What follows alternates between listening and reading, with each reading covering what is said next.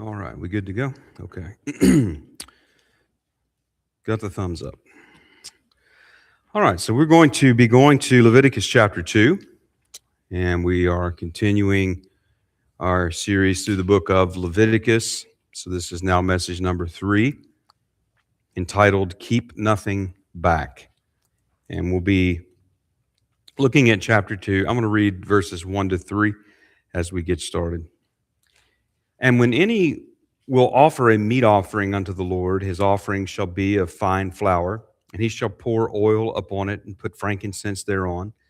And he shall bring it to Aaron's sons, the priests, and he shall take thereout his handful of the flour thereof and of the oil thereof, with all the frankincense thereof, and the priest shall burn the memorial of it upon the altar, to be an offering made by fire of a sweet savor unto the Lord.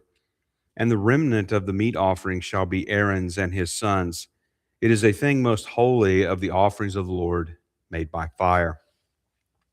So Leviticus opens up with laws concerning the three most common offerings that we find in the Old Covenant tabernacle temple system: the burnt offering, the grain offering, and the peace offering.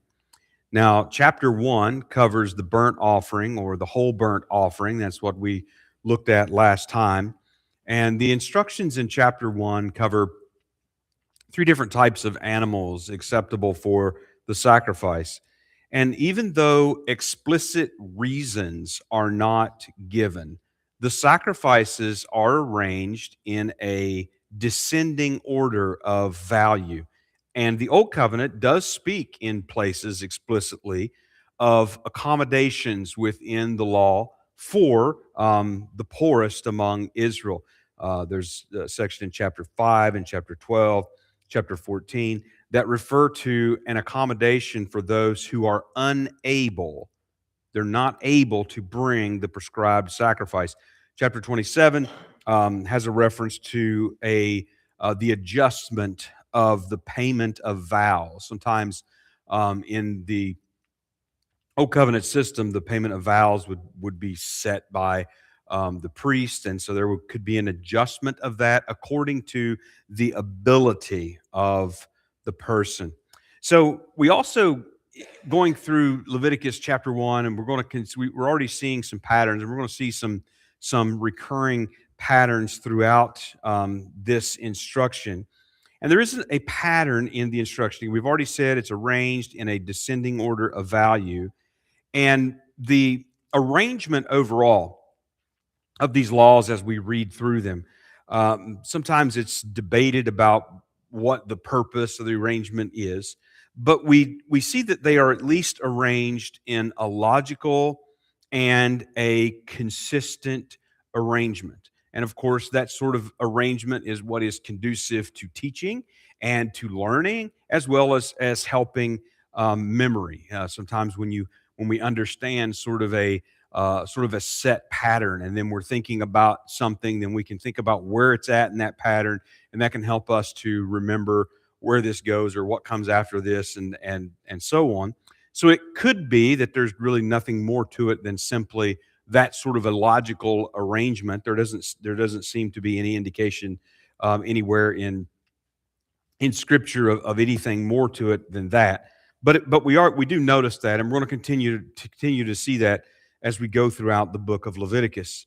Now, the burnt offering was an offering for atonement, and the whole code that we have here highlights the problem and the solution of the holy God dwelling among a sinful, unholy people, and the requirements that he has to come into his presence, which follow obedience, sacrifice, mediation, or atonement and mediation.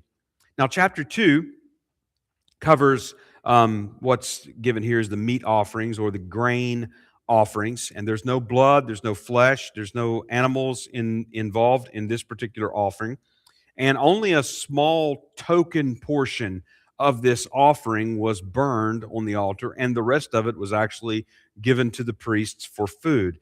And in this case, the offerer that brought this offering retains none of it. Now, these are what we could call agricultural type of offerings. They are thanksgiving offerings from the produce of the land. And so this chapter also raises some interesting considerations when we start thinking about just sort of the economics of the old covenant worship. Because one of those being that it, we see the principle emerging, and again, it's a recurring pattern that it always costs something. It always costs something in terms of time, in terms of resources, to approach God, to come into His presence. It costs something.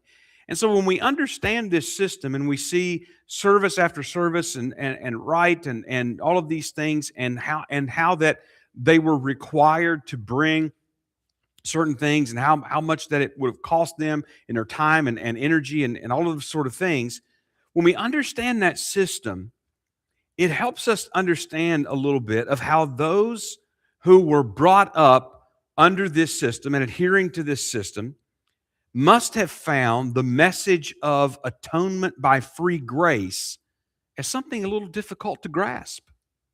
You mean to say that for nothing, not even circumcision, not even this or that law or custom from the old covenant? You mean that without anything that we can have righteousness? So when we understand Leviticus a little better, it does help us understand that aspect of it better. That message of free grace could be a very difficult one. And the objections and the accusations that came against Paul during his ministry, I think, reflect that. But this is also another way that we see that Jesus Christ is the superior priest and the superior sacrifice, because the message of the gospel is not that, well, now access to God doesn't cost anything. No, the message of the gospel is that access to God has the supreme cost, and that supreme price was paid by Jesus Christ. And so through faith, we have that access apart from any and all works on our part. So in this chapter, looking at this offering, we want to consider the beginning. So it's given to us in 4 parts here. We have the uncooked offering in verses 1 to 3, the cooked offering with its variations in verses 4 to 10. Then we have a section that gives some requirements pertaining to leaven and honey and salt. And then in verses 14 to 16, we get a reference to this offering in terms of a first fruits offering, which is also another option of the offering. So we want to look at these. So we'll begin here with verses 1 through 3 again. And when any will offer a meat offering unto the Lord, his offering shall be of fine flour, and he shall pour oil upon it and put frankincense thereon. And he shall bring it to Aaron's sons, the priests, and he shall take thereout his handful of the flour thereof and the oil thereof, with all the frankincense thereof, and the priest shall burn the memorial of it upon the altar, to be an offering made by fire of a sweet savor unto the Lord. And the remnant of the meat offering shall be Aaron's and his sons. It is a thing most holy of the offerings of the Lord, made by fire. So immediately we notice that there's already a similar pattern to what we saw in the burnt offering in chapter number 1. And really that's going to be the case with all of the offerings and sacrifices. There are certain procedural aspects to it that are going to essentially be the same no matter what is going on. And one of those key aspects is always going to be that the services of the altar itself are only performed by the priests. The offerer brings and does a certain amount of preparation in this offering that is brought, but it's always the priests that do the service of the altar itself. So just sort of we can sort of develop just a sort of a broad outline of these offerings. So the offerer brings this offering. Now in this case, it's his own produce of the land that he is bringing. In the case of the burnt offering, it was from the flocks and herds. Or from among the domesticated birds. And then he presents it to the priest. The priest takes it and he burns. In this case, he burns only a token portion of it, and the priest keeps the rest. That's sort of the broad outline of what happens. So that sort of remains constant even as we look at these variations of this offering. Now, this offering that is mentioned here in these first three verses, again, this is an uncooked offering, but it's not unprepared. So the word for meat offering, and some of the newer translations give grain offerings or cereal offerings. I think maybe there's one or so out there that gives meal offerings. Um, there's no actual word here that means grain or even food. So all of the translations, all of the English translations are essentially taking a word that refers to a gift given in offering or a present that is given, and that has this connotation of a religious offering, and they're adding the descriptive meat, grain, cereal, whatever. And of course, meat here reflects an older English usage. We use this word more specifically in modern English than what was at that time. But all of those translations are adding a descriptive term to describe this offering, to distinguish it from the others, particularly as an agricultural type of offering. So when any will offer, now the word for offer that is used here, it is a word, again, it has the idea of a tribute, of a gift given, and it has a sort of a religious connotation. It certainly could be used in a pagan sense of offering, giving a gift to a pagan god. This same word is the word that is used in Genesis chapter 4 of both Cain and Abel's offering. And it is the only word that's ever used of their offerings. We're going to encounter later, we're going to encounter a word that refers to a blood sacrifice, in which always requires the slaughter of an animal. It's a completely different word, and that word is never used of Cain and Abel's offerings. Now, that's just a little bit of an aside. So, the food aspect of this, making it a grain offering or a meat offering or a cereal offering, whatever the case may be, is, again, it's a descriptive term that is given. Now, fine flour refers to the grain of wheat, most likely in this case, the grain being processed into flour with which you would make bread, obviously. Now, saying that it is fine flour, it is not as refined as we would think of fine flour today that we might use. But still, it was flour that was further processed, and it was more valuable than just sort of the raw grains of wheat. Oil refers to olive oil, which was a very common commodity. It was a commodity that had various usages. It could be used as a topical anointing for a medicinal type of treatment. It could be used as fuel to burn in lamps, and it was no doubt added to the grain offerings on the altar to aid in the burning. But it was also used in food. So this whole grain bread would have been, again, it's not as refined as what we would know as flour today, but it still was fine, but yet it was made into a whole grain bread, and it would have been a very heavy bread, a very thick and heavy and a very hearty bread. And oil was essentially used like the butter of the day. And if you've ever tried to eat a piece of very heavy and very dry bread, sometimes you start chewing on it, you can't even seem to get it chewed up and swallowed. So oil was used sort of like the butter of the day and was eaten with this bread. Now, that was all very common. But it also mentions the frankincense. Now, frankincense refers to a gum resin that comes from a very certain species of tree that grows in what is today modern day Yemen, Oman, Somalia, Ethiopia, in a few places. And its chief use for frankincense was for burning of incense. It was an extremely valuable product.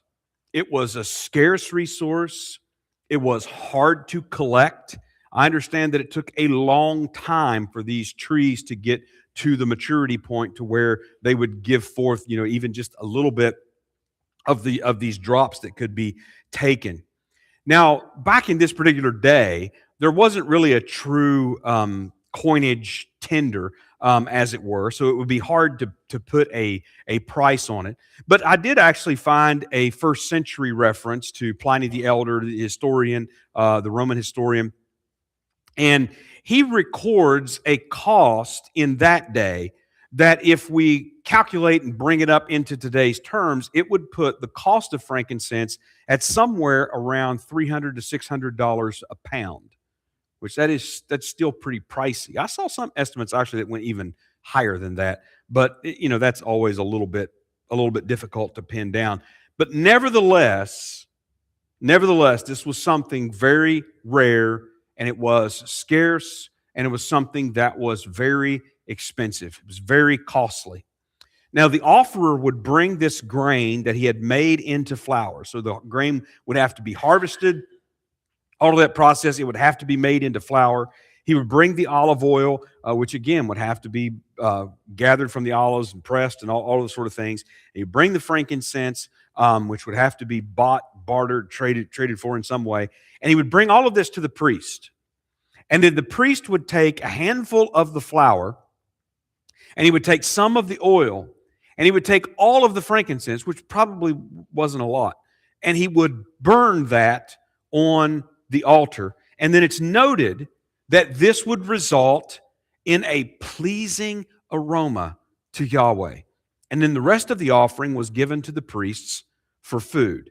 And it was considered holy at this point. In other words, this is consecrated. This is sacred. And in this case, it meant that only the priests could eat this. And further instructions are given about the eating of this later in chapter number 6. So we'll not get into that now.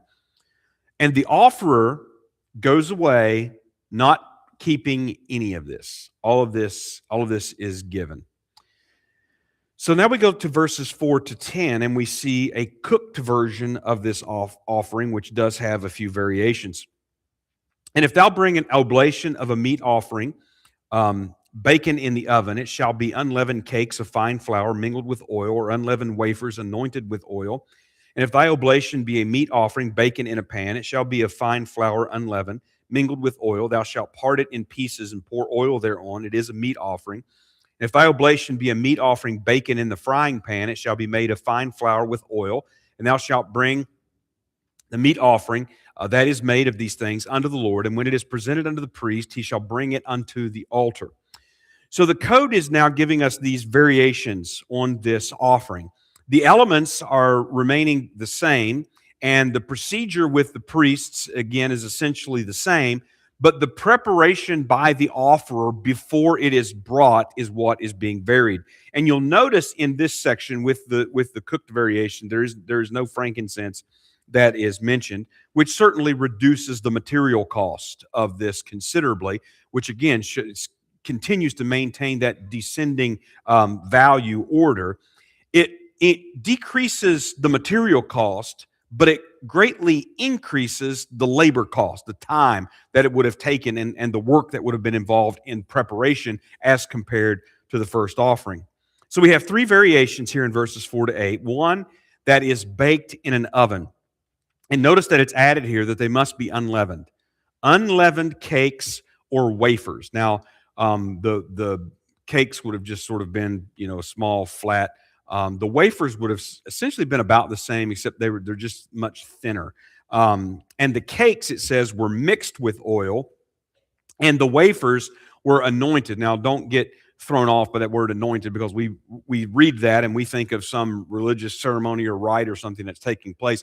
The word actually just means to smear with oil. That's what the word means. Now, it certainly is used in sacred ways, but you have to judge that by the context. So the difference here is that the cakes had the oil mixed with the flour, and the wafers had the oil essentially, whatever you call that, smeared on them, spread over them, sort of like you might do butter or something with a little brush. The second was that they could be baked on a griddle, and some of the newer translations use griddle here, which what the word for the pan that's used here actually refers to a flat plate that would be made, so very much like what we think of as a modern day griddle. And it was unleavened, and it was mixed with oil. And this particular version would be broken up in pieces with the oil poured on it and would be given to the priest. And then the third option was cooked in the translation here says frying pan. This term indicates what we think of sort of as a saucepan and it would be of the fine flour and the oil. And then we get to the priestly duties. So pick up here again in verse 8. And thou shalt bring the meat offering that is made of these things unto the Lord. And when it is presented unto the priest, he shall bring it unto the altar. And the priest shall take from the meat offering a memorial thereof, and shall burn it upon the altar. It is an offering made by fire of a sweet savor unto the Lord.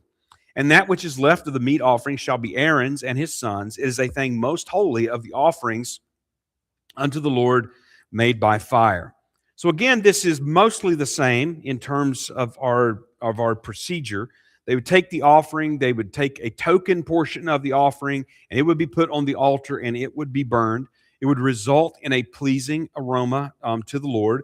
And the priests then would retain the rest of the offering for food. And of course, the offerer gives all in this case and keeps nothing.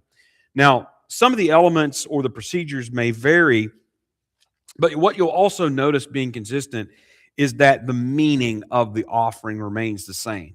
You're getting to that final result, that you're meeting Yahweh's requirements, and that obedience is presented as the ascension, that smoke going up, that is a pleasing aroma to Yahweh.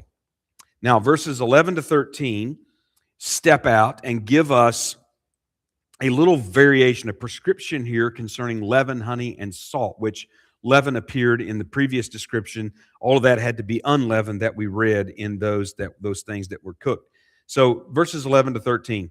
No meat offering which ye shall bring unto the Lord shall be made with leaven, for ye shall burn no leaven nor any honey in any offering of the Lord made by fire.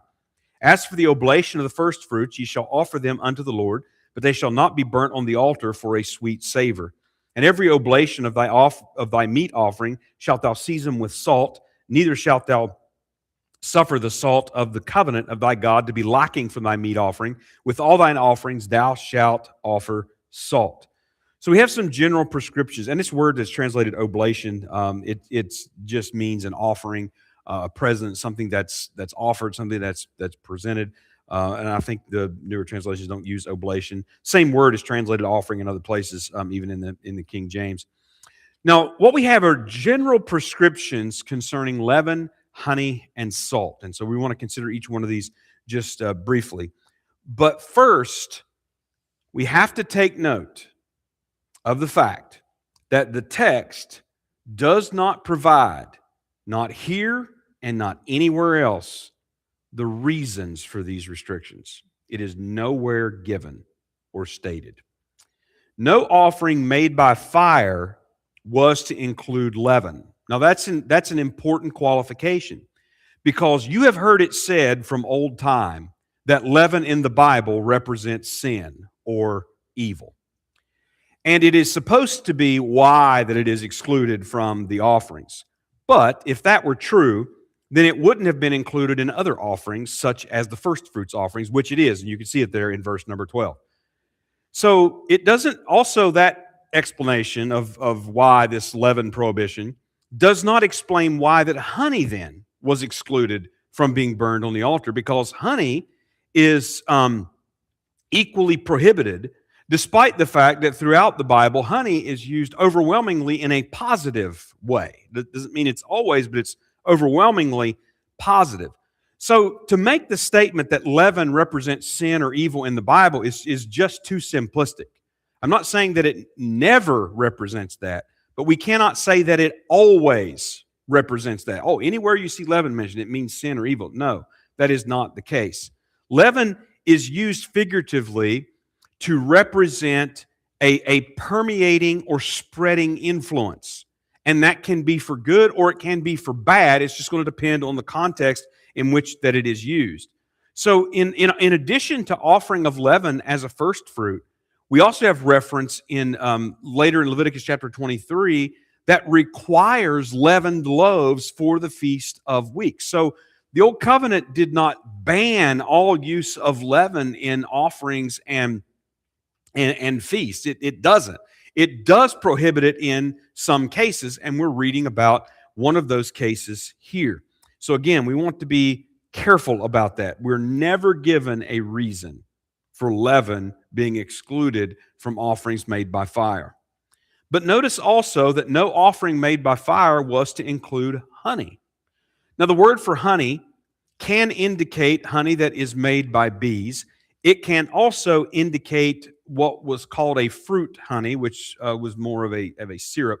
Honey also was offered as a first fruit, but it was not to be burnt on the altar. Now, when honey is used in any figurative way in the Bible, it is overwhelmingly a positive usage. The promised land, in fact, is repeatedly described as a land flowing with milk and honey, an expression of the goodness and the abundance of the land. So it's more important to recognize that God governs through His Word, and His Word is to be followed, even if there isn't a known reason for this or that law in the Old Covenant. They were to follow His Word without any alteration. Now, the third that is mentioned here is that every offering was to be offered with salt. Now, not only was salt commanded, but it's actually repeated 3 times in this instruction, giving it quite an emphasis. And we don't have a full explanation of why, but we are given at least a little bit of a qualification that salt is referred to as the salt of the covenant. And this is something that gets repeated later in Numbers chapter number 18. So salt is something that is associated with an enduring covenant agreement. So it seems that it is suggestive through its properties as a preserving agent that salt functions as a covenant sign that the offerer, the offering are coming through covenant relationship with Yahweh to offer upon His altar, and no one outside was able to do that. Now we proceed, verses 14 to 16, the last part of this chapter, and then it gives us the last variation concerning these grain offerings, and that has to do with a first fruits offering.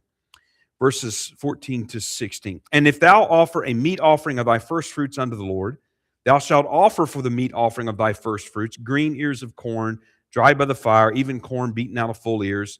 And thou shalt put oil upon it and lay frankincense thereon. It is a meat offering. And the priest shall burn the memorial of it, part of the beaten corn thereof, and part of the oil thereof, with all the frankincense thereof. It is an offering made by fire unto the Lord. So the grain offering could also be a first fruits offering, and this would be the grain of the beginning of the harvest. This refers to the first fruits. And in this case, it was not processed into flour, as we saw in the previous cases. Now, first fruit offerings are mentioned, Exodus, Leviticus, Numbers, Deuteronomy, all of them mention first fruit offerings in different places. And it's a significant expression, this first fruit offering, concerning the produce of the land. And so what we learn about this is that the land belongs to Yahweh. He never cedes his claim, his ownership. Leviticus chapter 25 and verse number 23. The produce of the land, what comes from it, he says specifically comes from him. That's Deuteronomy chapter 8 and chapter number 11.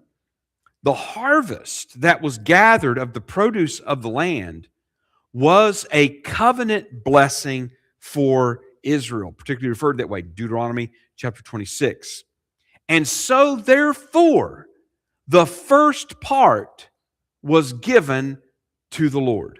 So that is the sort of the theological significance of a first fruits offering.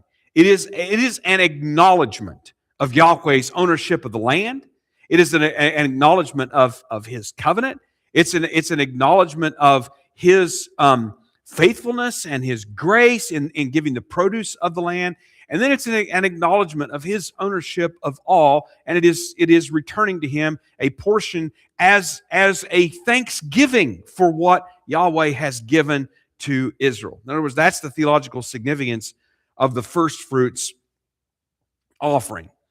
So the heads of grain, and we have in this translation here, ears of corn. It's not corn like what we think of as corn. It's actually referring to heads of grain, wheat, would be crushed and would be roasted by fire. So it'd be harvested, it's roasted by fire.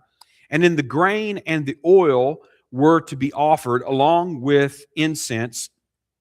Again, that token portion was taken, it was burned as a pleasing aroma to God, and it is included as a food offering unto the Lord. All right, so just a few things we want to draw out of this chapter and application of these laws. The bloodless food offerings were still yet valuable, less costly than, say, a bull from among the cattle, but still yet these food offerings were things that were the substance of their daily food, emphasizing the daily life being committed to God. And when you think about these offerings, it took a substantial amount of time. I mean, especially if you think about the whole process of preparing the field, of planting, of cultivating, of the sowing, of the reaping that comes later, the harvesting, and then all the way to the result of the fine flour. That is a substantial amount of time and resources to produce the elements of these offerings. Now, they could not produce the frankincense. That would be something they would have to buy, barter, and trade for in some way. But everything else they would have to labor to produce, the oil and the grain, the flour. Not only was there a substantial amount of time and energy and effort to be put into this, so it was a part of their daily work. It was a part of their daily life, even a part of their daily necessities. And they're taking a part of that and they're offering it to the Lord. And in this case, most cases, it would be the first part of that would be given to God. Now, later on, probably maybe at the end of the study, somewhere, I haven't decided exactly where we're going to put that, but we are going to map sort of the old covenant worship onto new covenant worship in this present age. But this passage gives us a good start at thinking about that. Now, the law is not given to us for us to take it and then sort of try to invent some sort of comparable act for us to perform. That's not the purpose of it. But when we look at the New Testament, we see that the New Testament writers allude to these sacrifices, the imagery and the terminology, and they do so in a way that they're applying to present-day acts. So just for instance, Paul to the church at Philippi, and the church at Philippi was one that had given to him sacrificially. Now, that no doubt involved money. It may have involved some sort of supplies. It may have involved some sort of food. I don't know what all may have been involved, but nevertheless, they materially supported him, and they did so at a great cost to themselves. They did so not out of their excess. He said out of their poverty, those churches of Macedonia gave. So when Paul was writing to the church at Philippi about their giving to him, notice what he says about it. I'm not going to read the whole passage here. In Philippians chapter 4, verses 14 to 19, but verse 18, Paul said concerning their gift, he says, "But I have all and abound. I am full, having received of Epaphroditus the things which were sent from you." So the church at Philippi collected this offering, whatever all that it consisted of, no doubt probably majorly money, and maybe all money, I don't know. But nevertheless, it was collected, and the church had a representative, Epaphroditus, one of the members of the church there in Philippi, and he would travel to Rome in order to bring this to Paul. And so that's what Paul's talking about. He says, I'm full. In other words, you've blessed me. I don't need anything because of your generosity. And here's what he says about it in verse 18. "An odor of a sweet smell, a sacrifice acceptable, well-pleasing to God."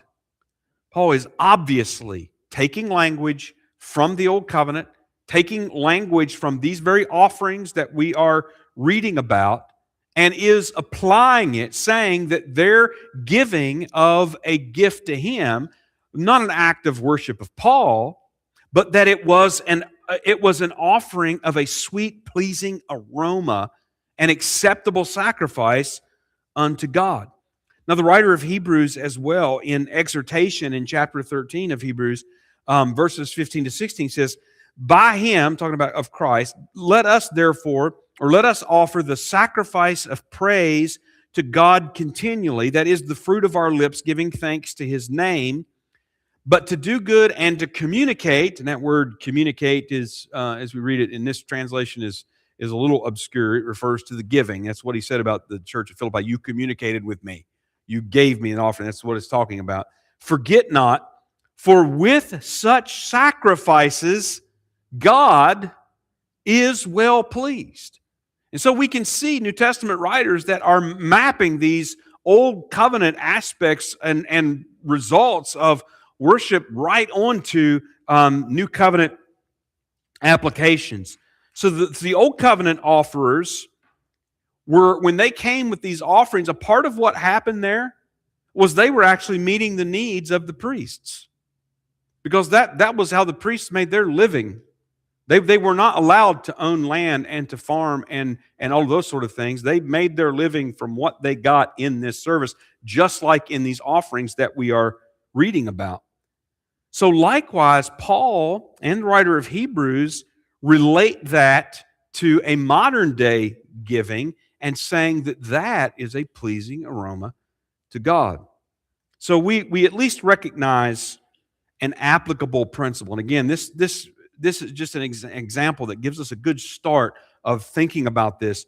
But we recognize an applicable principle in these offerings. The offerer is publicly professing faith in God through this act, is expressing thanksgiving for blessings, and is committing to live God's holy will with his time and his resources daily. And that certainly maps onto New Covenant worship. Now, one last thing. This also helps us sort of get a start thinking about the numbers in Israel. It's easy to read this and to not grasp the scope of what was taking place. There were a lot of people in Israel. In fact, you'll see just how many when you start reading the book of Numbers at this time. There's a lot of people in the nation of Israel at this time. And a lot of what they brought was going to the priests. So in other words, if Israel was faithful to this covenant, then those priests would have been very well supported in life. Israel wasn't always faithful to that covenant, and the priests were oftentimes corrupt and taking bribes and other things. But if they were faithful to this covenant in this system, those priests would have been very well supported in this system. So this also, of course, shows up later in the New Testament. Jesus referring to a laborer being worthy of his hire in Luke chapter number 10, reflecting that old covenant principle that even for foreign workers that were not a part of national Israel, that were considered worthy of their hire, and they were to be paid according to whatever the agreement was. That's Deuteronomy chapter 24, verses 14 and 15. And this is picked up by Paul in relation to supporting New Testament ministry among churches in 1 Timothy 5, 1 Corinthians 9, and in Galatians 6. Now, when we consider just, again, the time involved and the amount of food that was just burnt up on an altar, valuable food too, the best, really, of what they had. Well, there's always a way of thinking about that, like Judas and the other disciples and that box of expensive ointment that was used to anoint Jesus. There's always a sort of way of thinking about that. Oh, this is such a waste. How many people could this have fed? How much could have been done? This could have been sold and money given to the poor to support them and so on and so forth.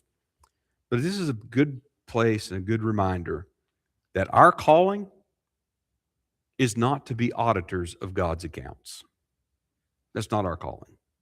Our calling is not to evaluate God's budget, as it were. Our calling is to be obeyers of His commands. All right, we will stop here and we will close with a hymn.